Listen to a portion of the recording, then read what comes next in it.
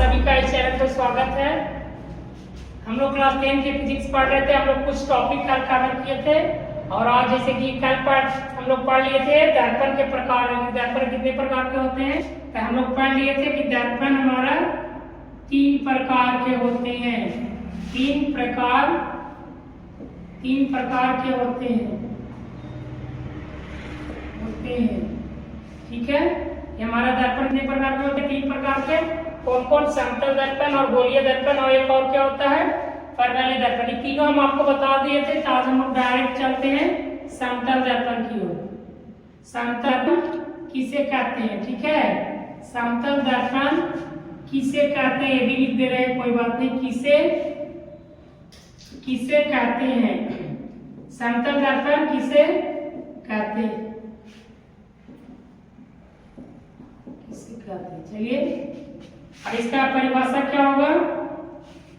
यानी जिसका प्रवर्तक सतह समतल हो उसे हम लोग कहते हैं, जिस दर्पण का प्रवर्तक सतह समतल हो उसे क्या कहते हैं? समतल दर्पण कहते हैं। यहाँ लिख सकते हैं जिस दर्पण का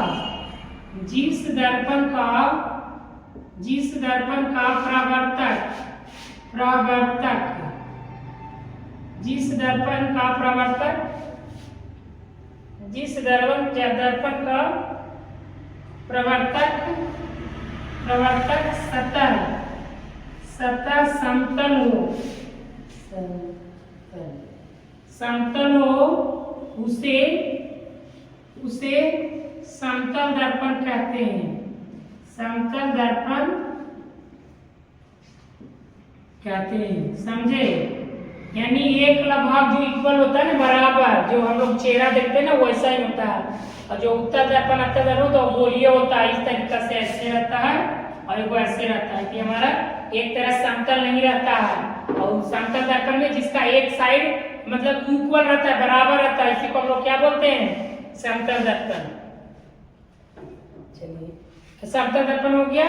अब इसमें कुछ हम इसमें के समतल दर्पण में प्रतिबिंब कैसा बनता है और मतलब प्रवृत्ति कैसा होता है, इस तरीका से इसको हम आगे मतलब समतल दर्पण की पूरा इसमें पढ़ना है, अभी आप लोग को बताती हूँ। ठीक है, अब जैसे देखिए समतल दर्पण का प्रतिबिंब सीधा बनता है, यानी इसका समतल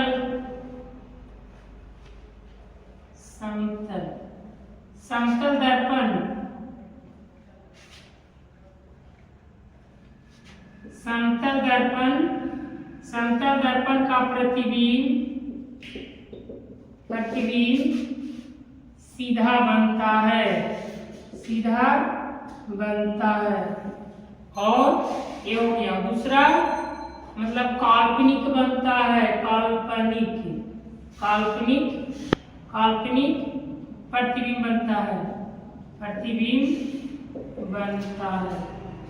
कहने का मतलब जैसे कि ऐनक देखते हैं ना, तो ऐनक में हमारा चेहरा तो रियल में थोड़ा होता है, काल्पनिक होता है ना, तो वही हमारा वाला इसका प्रतिबिंब हमेशा प्रतिबिंब कैसा बनता है? काल्पनिक प्रतिबिंब बनता है। और वस्तु के बराबर बनता है, जितना बड़ा वस्तु उतना बड़ा, यानी वस्तु का बराबर प्रतिबिंब बनता है। ठीक है, प्रतिबिंब बनता है, बराबर प्रतिबिंब बनता है। ठीक है, समझ गए इतना? और वस्तु के आकार और प्रतिबिंब के आकार दोनों इक्वल होता है इसमें, यानी इसमें क्या चीज होता है? वस्तु का आकार और प्रतिबिंब का आकार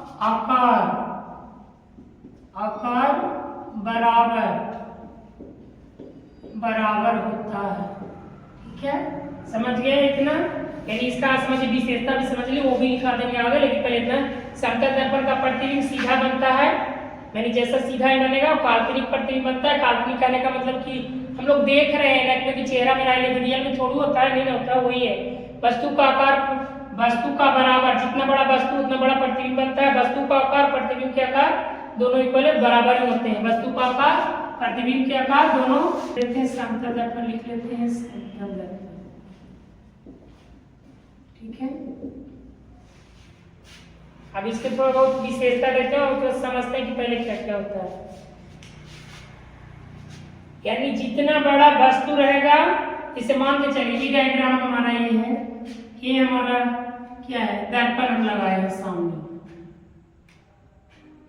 सामने क्या है, दर्पण है, लाइन जगह उधर है, दर्पण ये हमारा हो गया, ये हमारा दर्पण है, राइट। ये इसका मतलब ये डैश हम बना रहे हैं, इसका मतलब होता है रंगा, मतलब है कि एक तरफ के रंगा हुआ है, इधर शीशा जो होता है ना पेंट किया हुआ है ना, तो ये पेंट किया हुआ है, समझे, ये पेंट किया हुआ है, एक भाग रंगा हुआ है। इसमें है कि जितना बड़ा वस्तु रहेगा, मान के चलिए एक आदमी हम बनाए, ये आदमी, इसका हाइट 5 फीट है, तो प्रतिबिंब भी बनेगा कितना फीट के, 5 फीट के, कितना बनेगा, ये भी हमारा बनेगा 5 फीट का ही प्रतिबिंब बनेगा, समझे। इसका भी हाइट कितना होगा, 5 फीट का ही प्रतिबिंब बनेगा, कितना बनेगा, 5 फीट। और जितना दूरी पे ये रहेगा, यहाँ से प्रतिबिंब वस्तु की दूरी यानी 10 मीटर है, तब प्रतिबिंब का दूरी भी उतना ही बनेगा, कितना बनेगा, यहाँ भी बनेगा 10 मीटर की दूरी पर प्रतिबिंब। जितना दूरी पर वस्तु रहेगा उतना दूरी पर प्रतिबिंब भी बनेगा, ठीक है। और आगे देखते इसमें है, और एक चीज और देखना है कि वस्तु की दूरी और प्रतिबिंब की दूरी दोनों कितना होता है, यानी वस्तु से प्रतिबिंब की दूरी कितना होगा, आप बताइए, नहीं लिख सकते, समझ सकते, डायरेक्ट हम बता ही दे रहे हैं। यानी वस्तु से प्रतिबिंब की दूरी, प्रतिबिंब की दूरी क्या होगा आपको देखिए, वस्तु से प्रतिबिंब की दूरी कितना होगा, वस्तु से प्रतिबिंब की दूरी आपको देखिए, इसमें 10 नहीं होगा, मान के चलिए आप 10 कर रहे हो तो गलत हो जाएगा, क्योंकि इसका प्रतिबिंब की दूरी कितना होगा, वस्तु यहाँ है तो यहाँ से यहाँ की दूरी भी ये हो गया, और यहाँ से यहाँ की दूरी प्रतिबिंब यहाँ बन रहा है, यानी दोनों मिला के यानी 10 और 10 कितना हो जाएगा, 20 मीटर पर बनेगा प्रतिबिंब, समझे। यानी वस्तु से प्रतिबिंब की दूरी कितना हो गया, 20 मीटर, यानी प्रतिबिंब तो बनेगा दर्पण से 20 मिनट की दूरी पर, लेकिन बोलेगा कि वस्तु से प्रतिबिंब की दूरी कितना होगा, तो तुम्हारा आपका 20 मीटर होगा। कैसे होगा कि 10 मीटर ऐनक से प्रतिबिंब से दर्पण से रखा हुआ वस्तु है, तो 10 मीटर ये, हाँ इधर से इधर फिर बना, तो ये हमारा हो गया वस्तु की दूरी यानी प्रतिबिंब की दूरी, तो दोनों मिला के आपका हो जाएगा 20 मीटर की दूरी, ठीक है। और इस चीज और होता है, इसमें स्पीड भी देखते हैं, स्पीड, चलिए स्पीड क्या होगा, स्पीड इसमें होता है कि अगर वस्तु दौड़ रहा है v कैसे तय हो जाएगा आपका, v2 होगा, कैसे होगा जो देखिए हम समझाते हैं आपको। कहने का मतलब कभी आप एनक में दौड़िएगा तो आपको तेज दौड़ते नजर आएगा, तो कहीं अगर बड़ा एनक में देखिएगा ना, तो जिस इधर दौड़िएगा तब तेज कैसे होता है, देखिए मान के चलिए कि इधर हम चल रहे हैं 5 के वेलोसिटी से, 5 के स्पीड से चल रहे हैं, 5 मीटर पर सेकंड के स्पीड से चल रहे हैं इधर से, ठीक है। और 5 इधर भी जैसे कि ई दौड़े तो यहाँ भी हमारा प्रतिबिंब भी दौड़ेगा, तो यहाँ भी हमारा 5 मीटर पर सेकंड से दौड़ रहा है, तो दोनों मिलाकर कितना हो गया, 10 हो गया। यानी हम लोग 10 मीटर पर सेकंड से, अगर हम 5 मीटर पर सेकंड से दौड़ेगा तो दौड़ेंगे हमें, तो हमारा दाहिनी प्रतिबिंब दौड़ेगा 10 मीटर पर सेकंड से, क्योंकि यहाँ से भी दौड़ रहा है, यहाँ से भी दूरी बता रहा है ना दोनों, तो दोनों जुट के होता है, इसीलिए हमारा हम लोग को जो प्रतिबिंब होता है दौड़ने में तेज नजर आता है। आप देख सकते हैं प्रैक्टिकल करके, अगर कहीं लगा हुआ बड़ा हो तो दौड़ते तो देखना कि हम तेज दौड़ रहे हैं, ठीक है, समझ गए। और एक चीज और है दर्पण में कि अगर आपको पूरा अति देखना है, मतलब किसी चीज को पूरा देखना है, तो उसके आधा होना चाहिए, दर्पण आधा चाहिए, तो आप लोग को फुल इमेज दिखाएगा। यानी मान के चलिए हम इतना बड़ा है तो हमें जैसे इतना बड़ा थोड़ा है होना चाहिए, छोटा, यानी हम अगर 5 फीट के हैं, अगर जो आदमी 5 फीट का है तो इसका सामने 2.5 फीट के दर्पण में इसको इनका पूरा शरीर नजर आ जाएगा, यानी आधा होना चाहिए दर्पण, ठीक है। अब इसका दर्पण का समतल दर्पण का थोड़ा सा विशेषता लिख लेते हैं, समझ में आ गया होगा आपको, समझ में, तो ऑब्जेक्टिव में आ सकता है आपको कि वस्तु से प्रतिबिंब की दूरी अगर हो सकता है दे दिया तो आपको बनाना पड़ेगा, ये भी आएगा ऑब्जेक्टिव में आएगा कि अगर वस्तु दौड़ रहा है v1 या v के वैल्यू v के स्पीड से, तो हमारा प्रतिबिंब कितना के स्पीड से दौड़ेगा तभी, यानी 2 भी लगा सकते हैं, ठीक है। तो दोनों बढ़ जाता है ना वहां से, प्रतिबिंब के बाद पर प्रतिबिंब भी बनेगा, ठीक है। और हम लोग को आज अगर किसी वस्तु को पूरा देखना है तो उस वस्तु का आधा दर्पण होना चाहिए। अगर 4 फीट के है तो 2 फीट का दर्पण होना चाहिए। अब समतल दर्पण का,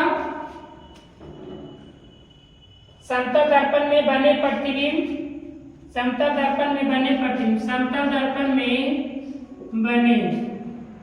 बने प्रतिबिंब, समतल दर्पण में बने प्रतिबिंब का यह निम्नलिखित विशेषताएं हैं।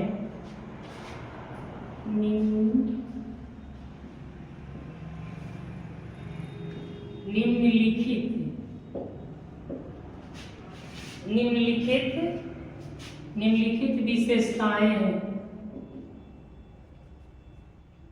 निम्नलिखित विशेषताएं हैं, ठीक है। कौन कौन विशेषता है वो आप हमें देखेंगे। चलिए चलते हैं। पहला क्या है, प्रतिबिंब हमारा दर्पण के पीछे बनता है। इसमें समतल दर्पण में क्या, दर्पण के पीछे ही ना बनता है, जैसे ऐनक में देख रहे हैं ऐनक के पीछे, मतलब उसी में हम लोग को पीछे नजर आता है, समझे ना, सामने नजर आता है। तो ये हमारा प्रतिबिंब कहाँ बनता है, प्रतिबिंब पीछे बनता है, प्रतिबिंब दर्पण के पीछे बनता है, दर्पण के पीछे बनता है, हो गया पहला। और दूसरा क्या हो गया, और इसमें प्रतिबिंब वस्तु, समतल दर्पण में प्रतिबिंब कैसा बनता है, सीधा बनता है। तो इसमें लिखना है प्रतिबिंब वस्तु के अपेक्षा सीधा बनता है, सीधा बनता है, समझ गए। इसका प्रतिबिंब कैसा बनता है, सीधा बनता है। और इसमें और तीसरा हो गया, मतलब वस्तु का आकार और प्रतिबिंब का आकार दोनों इक्वल होते हैं इसमें, यानी वस्तु का आकार और प्रतिबिंब का आकार, वस्तु का आकार और प्रतिबिंब का आकार क्या होता है, बराबर होता है, बराबर होता है, समझे इसमें। यानी वस्तु के आकार और प्रतिबिंब के आकार दोनों बराबर होते हैं, ठीक है। और आगे चौथा, यानी चौथा, प्रतिबिंब वार्षिक रूप से उल्टा होता है। दर्पण में आज जो हम लोग आपके घर में ऐनक होगा ना, वो समतल दर्पण होता है। लगता है कि हम लोग राइट हैंड से लिख रहे हैं तो उसमें लगता है कि लेफ्ट हैंड ही, अगर दाएं हाथ से लिख रहे हैं ना तो ऐनक में देखने लग रहा है कि बाएं हाथ से लिख रहे हैं। तो ये हमारा पार्श्विक उल्टा होता है, पार्श्विक रूप से उल्टा होता है। प्रतिबिंब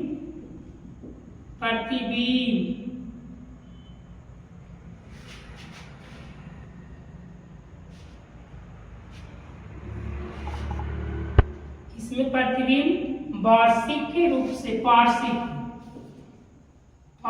रूप से उल्टा होता है, पार्श्विक रूप से उल्टा होता है, समझे।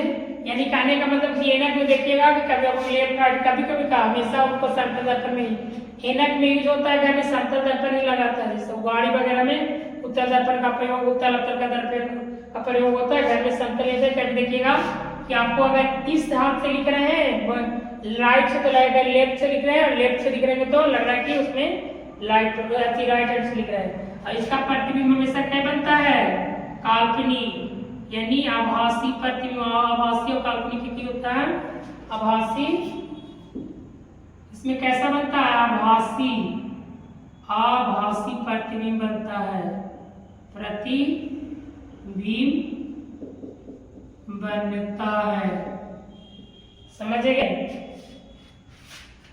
इसे क्या क्या है, दर्पण के पीछे बनता है और प्रतिबिंब वस्तु के अपेक्षा सीधा बनता है। इसमें वस्तु का आकार और प्रतिबिंब का आकार दोनों बराबर होते हैं। प्रतिबिंब पार्श्विक रूप से उल्टा होता है, करने लेफ्ट राइट ऐसे लगता है उसमें।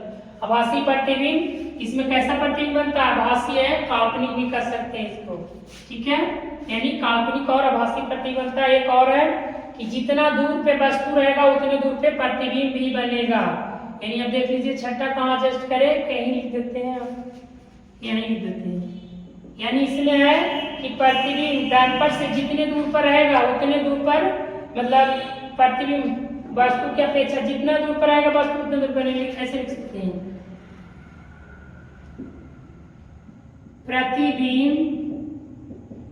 प्रतिबिंब नहीं, नीचे जस्ट ऊपर हम लिखते हैं।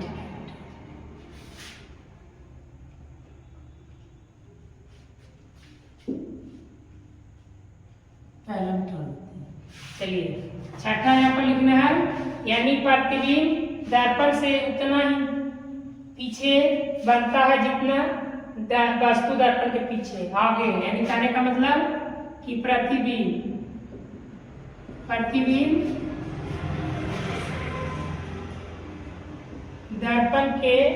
दर्पण से उतना ही पीछे बनता है जितना वस्तु दर्पण से आगे है। वस्तु दर्पण से आगे है, ठीक है। कहने का मतलब कि जैसे दर्पण है ना, अभी बताया हम आपको एक चित्र बना के, मान के चलिए जितना दूर पर ये रहेगा ना उतनी दूर पर भी बनेगा, जितना दूर पर वस्तु रहेगा उतने दूर पे प्रतिबिंब भी बनेगा, ठीक है। इतना ही आज है, अब नेक्स्ट वीडियो में समझेंगे। अब हम लोग को पढ़ना है समतल दर्पण, आपका कंप्लीट हो गया टोटली। अब आपको पढ़ना है गोलीय दर्पण पढ़ेंगे, वो नेक्स्ट वीडियो में आपको, जैसे गोलीय कितने प्रकार के होते हैं, दो अवतल अवतल दर्पण, वो पढ़ेंगे। अब आपका ये यहाँ तक टॉपिक कंप्लीट हो गया, समतल दर्पण कंप्लीट। चलिए मिलते हैं नेक्स्ट वीडियो में, धन्यवाद।